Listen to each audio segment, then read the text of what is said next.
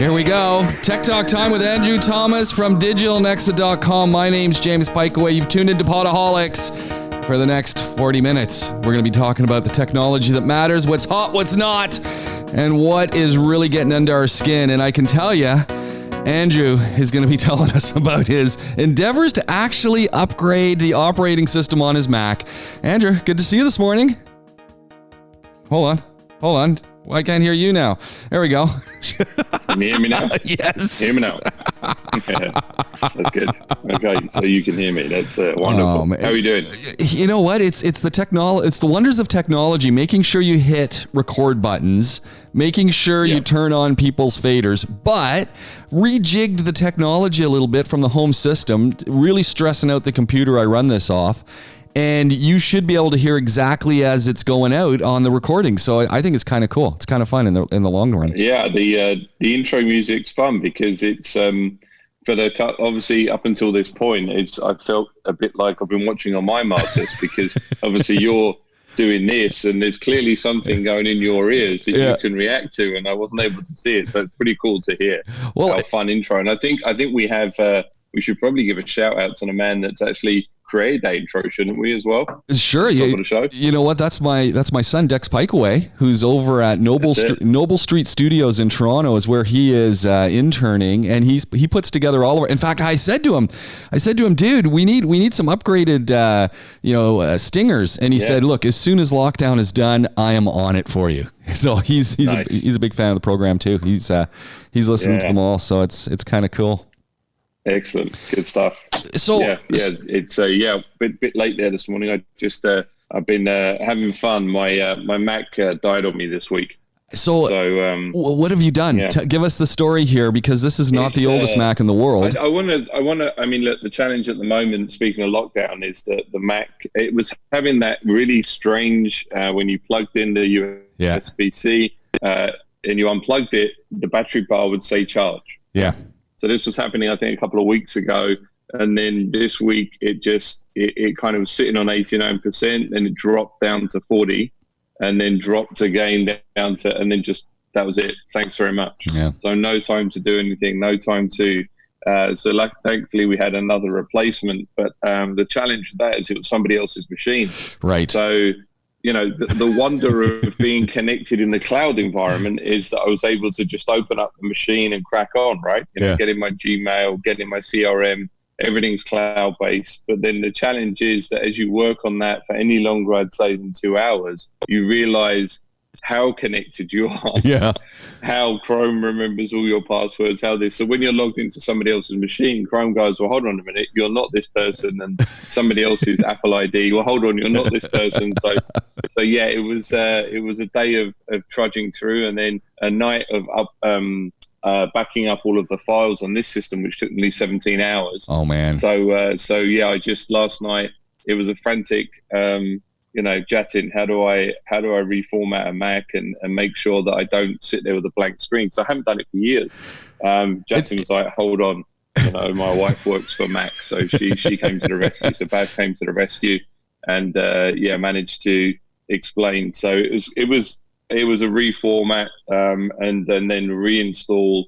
It came with Mojave. I think this is 2 years old, something like that. Mac that was it. When you upgraded it to Catalina. You sent me a picture, and so you were doing the upgrade on Mojave, and I'm going, why are you upgrading Mojave in the first place?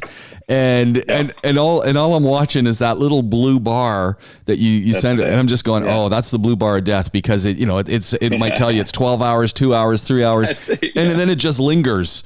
And that's it. And you're watching it's completely irrelevant. I think it's sat on 3 minutes. It's going to be 3 minutes for, I think, about 20. So it's the timing is way off. Actually, I guess I've never been called it, but perhaps pre-COVID I may have been called a Mac bar. Because if I say 10 minutes, I might be 30. So a Mac status bar. There we go. There's my new nickname. All good. So back up and running. And funny enough, this one has got one of those fancy touch bars. So I've got one of those to play with now. So I think it's more aimed at designers. Shortcuts for Adobe. But it's cool. You can customize the touch bar and it's kind of getting to grips. But again, the nice thing is because we're up in the cloud, everything is now connected, and there was almost zero downtime as far as communicating, getting online, jumping on Zoom, which was decent. Yeah, we live in this cloud-based world now. Speaking of Zoom and speaking of using our Macs and things and cloud, so there is a link to all this, and I guess the one side of, just jumping back for a second, the one neat side about the whole COVID reconfiguration of our lives is if you're in the cloud, it really is easy to keep going with things, whether you're on a phone, whether you're on a laptop, whether you change someone's laptop, because you just open up your Chrome, and if you're using Chrome, and if you're in the Google world, and everything just follows you once you put in your passwords, your calendars are there, everything, which is kind of cool actually when you think about it. It's great. I mean, it's nice to just be able to flick a switch and be connected again. Super connected, I guess. There's it's interesting. There's even Apple Pay on here because you've got the fingerprint one. Right. So I'm excited actually to see how that works because I've never used that before. So, as part of the setup, you have your credit cards in here. So I wonder how that works with Amazon. I'm interested to see how that plays out. So I'll let you guys know as we crack on. Yeah. I've known a few people who've had that model of computer, and I've had some folks who've been heavy users who've really worn some of the, like the command bar, that digital command bar, they've worn it out. Yeah. I've had a few people who've really pushed it to the max. Really, eh? Yeah, but they're heavy users. And heavy users. Yeah, and so it'll be interesting to see how you find things. But that's cool that you had the replacement handy. Yeah. Yeah. One of the things, and let's stay up at the start with the Chrome stuff and Google and Meet. Google is really pushing their own video conferencing service. And actually, we spoke about it yesterday just for a second, and I was asking you if you'd used it. Interesting thing, you use your Google Calendar quite a bit. You make a lot of appointments through that, and book. And one thing you can go and do is book your Zooms in the Zoom calendar, and then it will link into your Google Calendar. That's right. And when you then go into your Google Calendar, I mean, I'm opening up my Google Calendar right now. If I look at my Google Calendar, it has, as I'm putting it together, of course it has at the in there somewhere, do you want to make this a Zoom meeting? But really big on top of that is, do you want to make this a Google Meet meeting? It's like double the size. And I thought, good on these guys. Yeah, I think the challenge again though is for Google Meet. I can't see that they've got a separate app at the moment. So I think it's still web driven, right? On my Android phone, I have a separate app. Yeah, but on the desktop, I don't think so. In window. Yeah, It's still frustrating. Yeah, I don't see a separate way of getting into it on my window. I have to go through the Meet thing, and like you said, can we record it?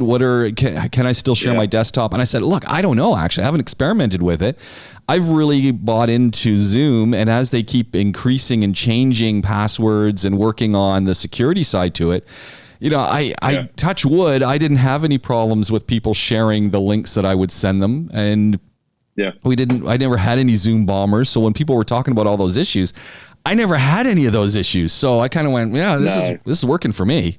Yeah, I haven't really had any issues. I've been happy with it. So I'm using it aggressively. So it's testing. And this last week we did our first test of the webinar as well. Yeah, and you did that all through Zoom, right? Yeah, we did Digital Growth Show. So that went up. That went up on Monday, and that was our first test using the webinar functionality, and worked well actually. It's nice. It kind of has things like you're in a practice environment. So when you log on your practice, you've got a big orange button to say start broadcast. It's not. I think the thing I would say with Zoom, where people I think have been struggling, is it's not designed for the general public, as it were. It's kind of more as a business tool. So it's not that intuitive. Myself and Emma had to spend a good kind of hour going through the settings, looking what's available. And there's still some things that I think they're working on. But all in all, I think it worked really well. It was decent. Yeah, it went out well, and it kind of went live, and the next one goes out next Monday. So yeah, we're geared up for that now, which is pretty cool. Nice. Live one. So we did a live and then recorded it, and then obviously it's gone out. Yeah, on there. Hey, that's really cool. Hey, one of the cool features on Google Meet, though, I want to jump back to it because I was just poking around a little bit. Closed captioning live. So as you're talking, as I'm talking, so literally if I'm the one who set up the meeting and I'm talking, I can enable CC and it transcribes at the bottom, and then it says you and it has what I've said, and then when you talk, it'll put what you said. And I just was randomly talking barbecue yesterday and testing it out, and it was coming up 100%, which I thought was shocking. I was surprised because one of the tools that we use here with Podaholiks is something called Headliner. I don't know if you've seen that app. Right.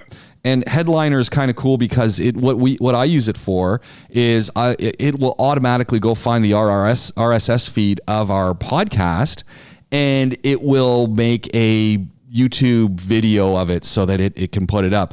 But it also does Instagram, LinkedIn, Twitter, and Insta story types of posts where it'll go in and it'll grab a snippet and it allows you to go in and change it, but it'll do it itself. So that's how I saw that this week on our Instagram. So I was going to ask you, how are you doing that, man? That's super cool. Yeah. So the company's called Headliner, and they run an app that runs off of your phone, off of your computer. You go in and set up the automation. If you could actually do it without automation, but I just set up the automation. It makes it a lot easier, and it sends it to me every day.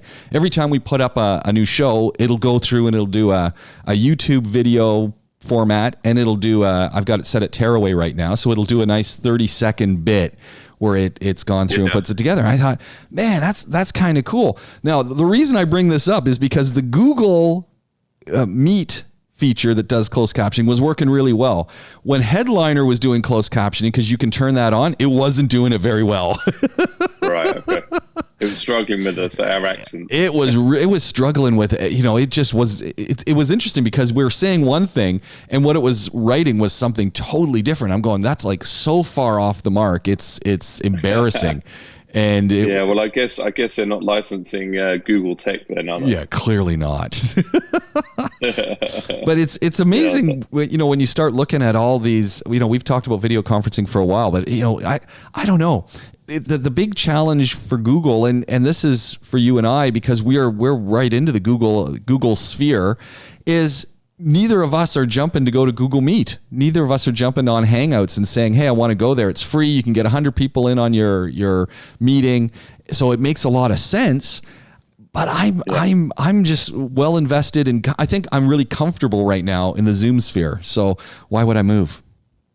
Yeah, I think the battle of it really is not a battle. It's just down to comfort levels, I think, in anything, Dell, you were talking about your new computer, your new MacBook Pro that you've got there that is not so new, but it's new. Dell has just dropped yet another set of their computers, the XPS series, that apparently they're saying truly does compete with MacBook Pros, and they've got a 17-incher that they've put out there. $1,500 American in the summer is what they say it's going to cost.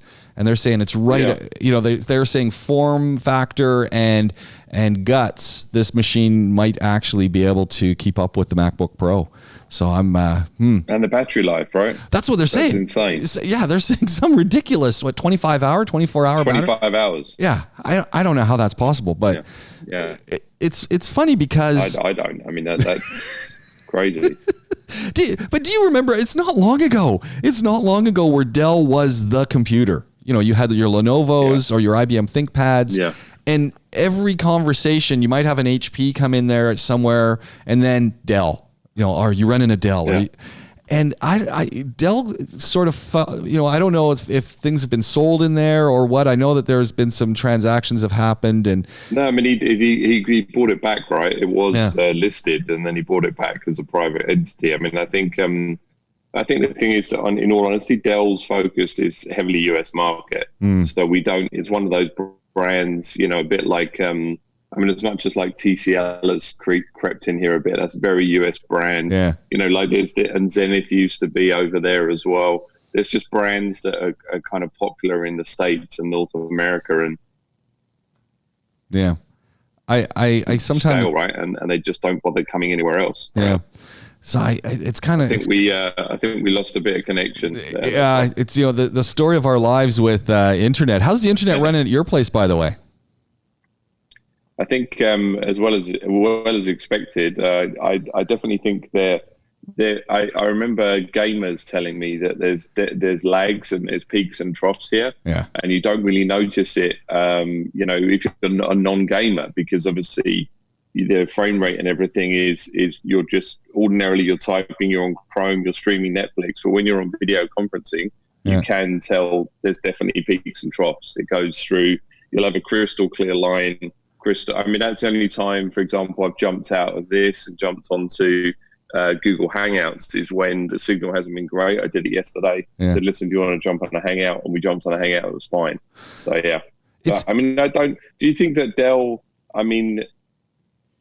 like if you could say now, then, your top three, do you still feel it's kind of IBM, Lenovo, HP? Is it kind of some of the Huawei stuff that's come in, or is it Chrome? I mean, where do you feel? So, as much as I would love to switch over to a Chromebook or something, I'm still in MacBook Pro would be at the top of my list, right off the bat. Right, okay. Coming in a close second, probably I'd fire in at an Asus. Okay. Didn't expect that. Really? And okay. Easily I would be thinking of a Surface Book or a Surface. Yeah. Dell wouldn't come in.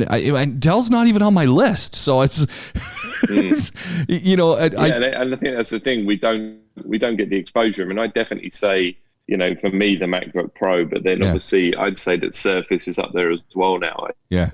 It's one of those. And look, I still have a fondness for Sony. Oh, man. So I don't know whatever their latest offering is. I don't even know if they have one. But, do they even make computers anymore? Consider that. Do they make computers anymore? I think, I might be aging myself pretty bad here, but I have a fond memory. I was never a big fan of the ThinkPads with the little kind of nub in there. I don't get that. That I didn't know what the whole thing about that was, but I think IBM obviously, and Dell to a certain extent, HP, a lot of their sales are driven by corporate, environment. So it's but a lot of you've got a lot of companies now that have the whole. I'm trying to think of the name for it, but you can buy your own kit, right? Okay. You get an allowance and you can get your own kit, or you can use your own kit if you want to. So I think that's kind of diversified the company landscape anyway. I think whereas before it was right, Dell or HP or Lenovo, IBM, whatever. It was kind of driven by the IT director, right? Yeah. And a lot of that again was driven by the fact that you needed power, you needed processing power, you needed X, Y, Z. I mean, for you need a more powerful machine. I'm actually probably now need a more powerful machine just because I want to kind of play around with some video edits. But prior to that, I could have lived on a Chromebook. Everything's in the cloud. One of the things that I'm really noticing is I need a bigger monitor. Yeah. Okay. And or two. Or two, screen. Yeah, or a dual screen. So I was rocking an old LCD that one of my sons had here, and it was too big on the desk. So it was nice, but I would need to sit back a little bit. I was too close to it, and it wasn't as fine a resolution. So it's an older LCD. So it was good, but it was still not really great. And I'm just noticing with doing more and more audio work, a little bit of video work, a little bit of design work, and just stuff. I need a couple. You're right. I need about 3 screens really. I need my computer screen, one on each side, and I need them to be a little bit larger. So this is. Jatin always has a dual screen. He always runs dual screens. He's always, kind of got 2 on the go, as it were. I think he's got a 20-inch or 17-inch, something like that.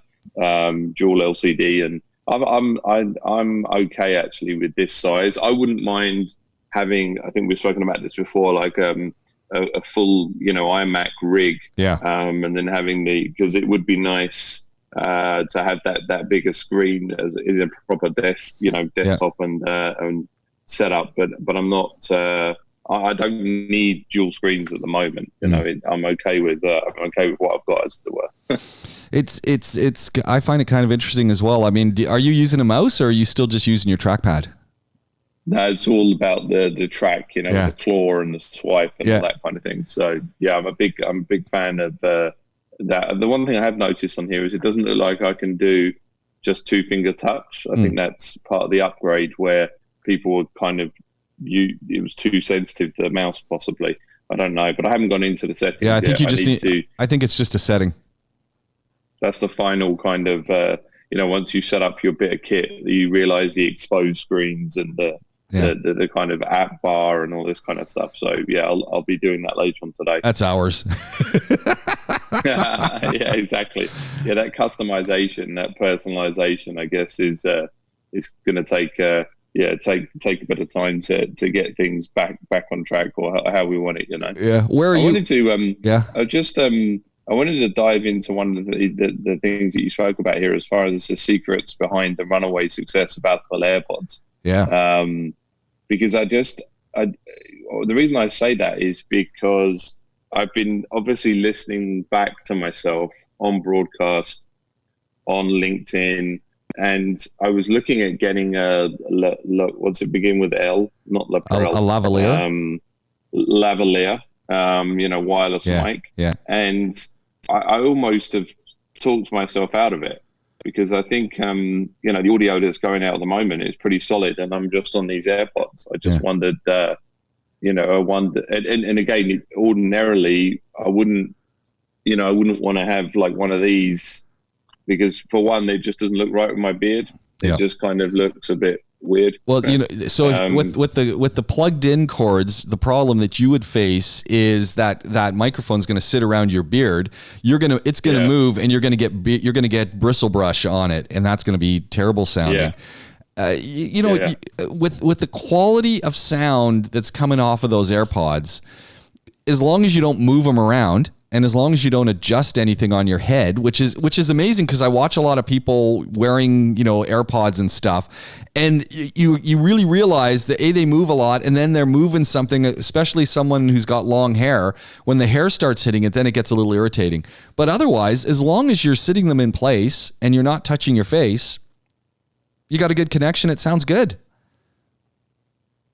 You almost don't need to think of getting a lavalier. Yeah. I mean, it's crazy. I mean, they said that reading some of this, reading some of the money that this has generated, they're saying that it's about $7.3 billion revenue. Can you imagine? Can you imagine?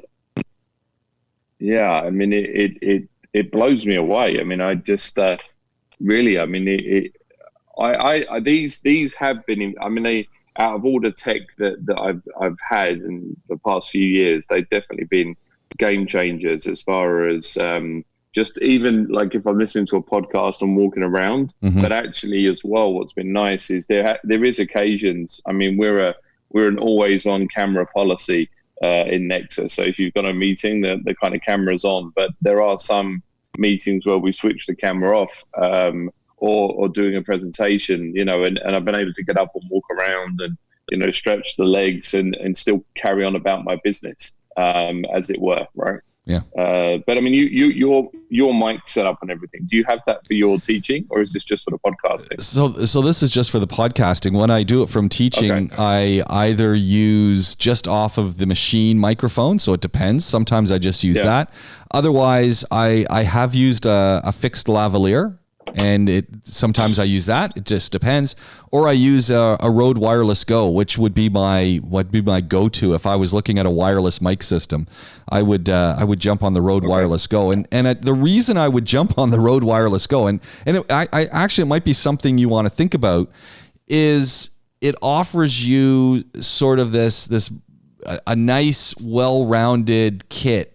For if you're doing some video and you want to get some audio, you can put a couple of them together so that you could have two people on and off. So if you wanted to film something and you wanted it's got broadcast quality sound with adjustments. So the challenge we face with the AirPods or any of these microphone sets for our phones is you can't adjust the gain. And that becomes a really big issue. So, what level of sensitivity you have in the microphone, you can't adjust it. So it's set up perfectly for talking as you do on a phone. So it works really well.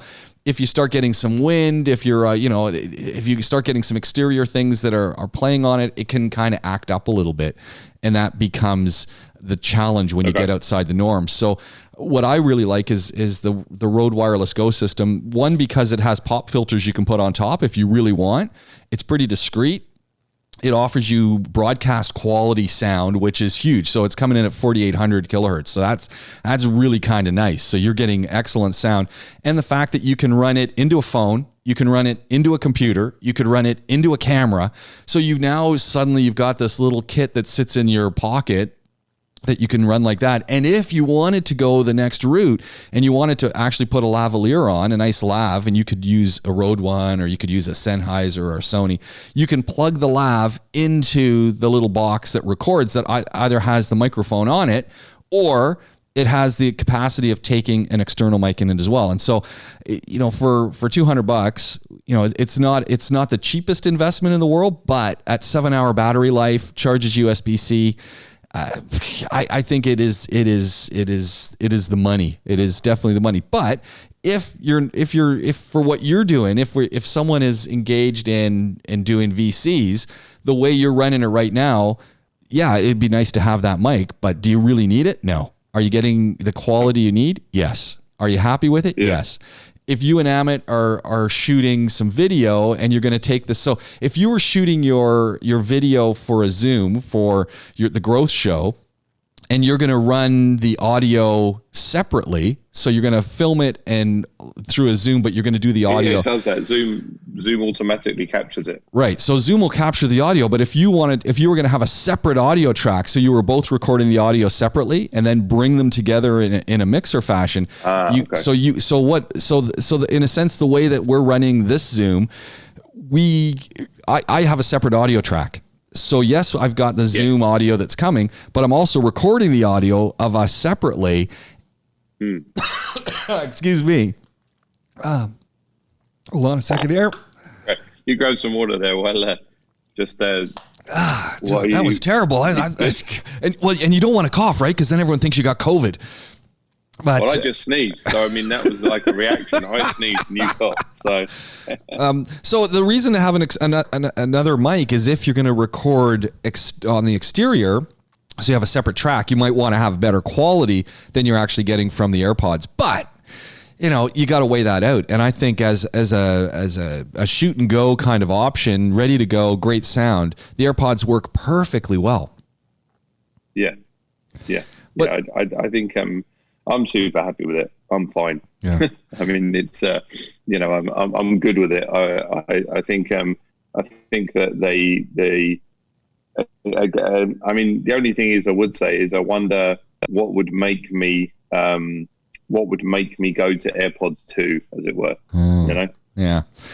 I know Google's upped the game with their system as well. They've got a new one that they're launching. I can't even remember what they're called. I saw them the other day, and they're looking kind of cool. Although they had an issue with them in your ears. The version 1 it kind of rubbed a little bit after a while, depending on what you were doing. So it was a little uncomfortable. But I think that was if you were exercising. But Andrew, I want to go back to the AirPods for a second. You're in business. If you had a business that had 121% year-on-year increase, can you imagine? That's the AirPods. 121% year on year.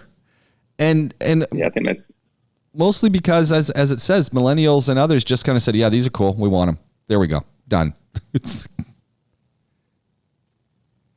I mean, Apple's success has been driven a lot by the kind of aspirational play, right? Yeah. It's still an aspirational product. It's if you can afford it, it's something that you want. And if you can't quite afford it, it's still something that you want. If it's way out of your league, it's something you want. Yeah. So I think, the one thing, and we spoke about this previously, the one thing I think that they do offer is the security and the radiation level is relatively low. Some of these other ones that are super cheap just have got some dangerous levels of radiation being emitted. No one ever thinks of that.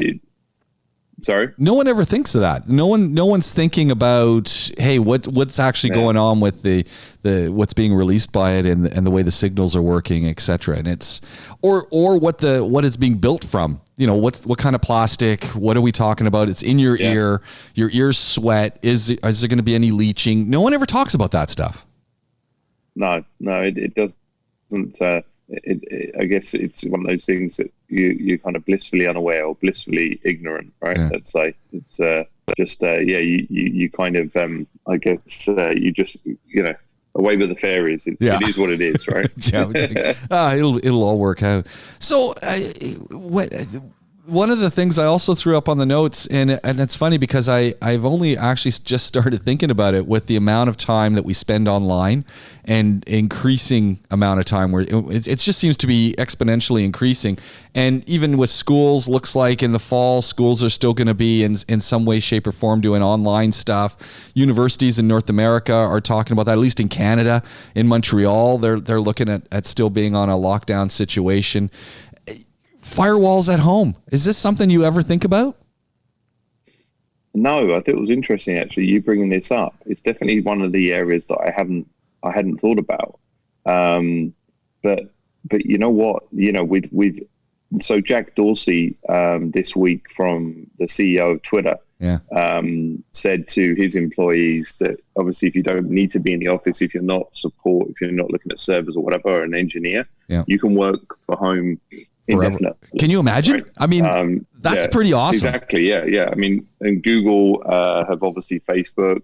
Speaking to the guys back at HubSpot in Dublin, everyone's September basically. It looks like a lot of the tech companies are saying, you know what, September. He came out and said, whenever you want. And I think that if you move to a permanent status and you're working from home permanently, this is one of the things you do need to consider.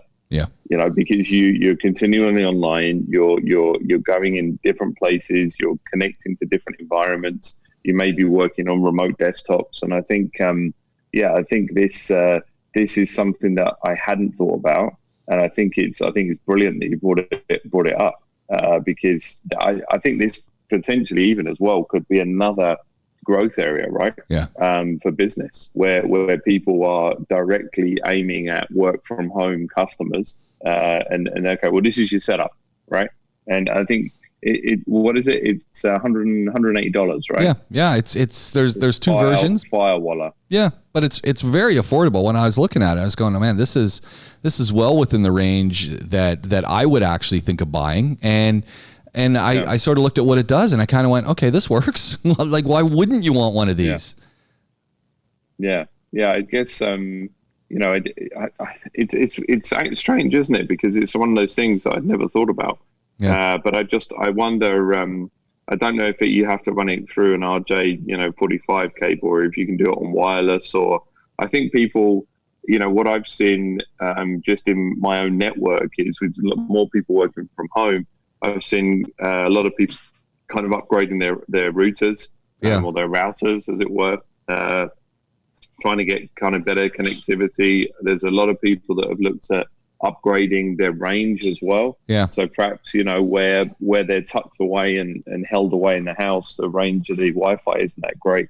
So they've looked at range extenders as well and some other bits of kit. I mean, I've got friends that have bought new desks, new setups, because obviously traditionally they just didn't work from home. So I think this has to be on that list. Top 10 things you need. I think down there in number kind of 9 and 10, you definitely need a firewall. Yeah. Well, and I just looked up really quickly, how does this firewall work? And as they said, this is coming, their initial setup that they say is a breeze. And what they say is, if you've ever plugged an Ethernet cable into a streaming box or a computer, you'll have no issues installing Firewalla. So it's that simple. Yeah. Plug in the Ethernet cable, it does the rest. This opens up a really interesting question, though, with Dorsey and others and this whole working from home thing. If I'm working from home, suddenly I've got my computer, maybe it's a work computer, I've got my internet. This is a big one I was reading about in North America, Andrew. folks, and I'm sure Kelly Jones, we still have not managed to hook up with Mr. Kelly Jones. Like this is no. So the challenge you'd know this. So where Kelly is, he's on. He's got Rogers up there. Oh dear. And Rogers is on wireless. Wireless. He's not on ground. He's one step from dial up. That's what he is. That's it. Yeah. No, he has got a good connection. Hey, okay, but it's just a bit temperamental. You know what we're gonna do? Last time I've got a setup here with our roadcaster. We could call him. You and I could Zoom, and I could get him on the phone, and we could get him on. Look at that. That's pretty cool. Yeah, okay. We'll call Canada. We'll check the 3 minutes that we've got on Tisselat, so we can. I got plenty of free minutes, so we're good. Nice. Okay. Well, I'll throw out a message again to him. Yeah. And it's interesting. I think when we said to do it, he's like, "What exactly are we going to talk about?" And I was like, "I don't know." That's the beauty of it. Don't worry, I'll have a list. We'll talk about fishing for perch. We'll talk about jet ski maintenance. We'll talk about being, splitting wood. But here's the big thing that I've been reading about in North America, and we're kind of fortunate here with the way our internet works. Is I've been reading about people who are working from home in North America who are getting hit with mega bills on their internet because they are allowed so much, and then they've overhit it if they've been in some of the rural areas, like Kelly, who you've got whatever amount of bandwidth, and then as soon as you go over that, they start charging you more. And people are like walking away. They're saying, "Yeah, but I have to be online for business. I have to be online for what I do." And so I start wondering if we're going to spend more time at home, you as an organization, are you going to start, chipping in on your employees, furniture? Are you going to start chipping in for how much they spend on their internet? Are you going to chip in for, their computer? Where do we start drawing the lines on all that stuff? And I thought that it sort of changes the business world a little bit. Yeah, I think it does change the business world. I mean, obviously, I think at the moment, the circumstances is that the work from home environment is due to the circumstance we're in. Yeah. I think when we pull out of a post-COVID world and we see how that looks, you've already got Tata saying that, something 10% of their workforce already is being pushed for work from home permanently. You're going to see downsizing of offices, and there may be some other considerations that come into play as far as getting set up. I mean, when we did the work from home, we had some people that took chairs, some people that took other bits, because they needed to get set up properly at home and get connected. But I mean, I think at that time, obviously, no one envisaged it to go on weeks and months, or let alone permanently. I mean, I think it'd be interesting to understand from some of these employees that do have that. I mean, I think, the work environment, if you've got a nice, fun, vibrant work environment that we do have at Nexa, everyone's missing that. Yeah. I think the social side, everyone's missing that social side. Exactly. Yeah.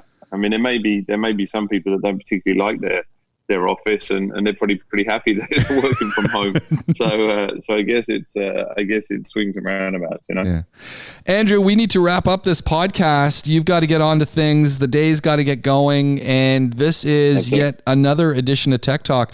We'll pick it up next week, same place, same time, carrying on our conversation. Andrew Thomas, digitalnexa.com. This is Podaholiks. That's Podaholiks with a K. You can get a hold of us on Gmail, podaholiks with a K at gmail.com. Find us online, www.podaholiks.com, and across the socials, Podaholiks with a K. Don't know how you're listening to us, but I love the fact that you are. Give us a rating. Send us a comment. We'd love to hear from you. You've been listening to Tech Talk on Podaholiks.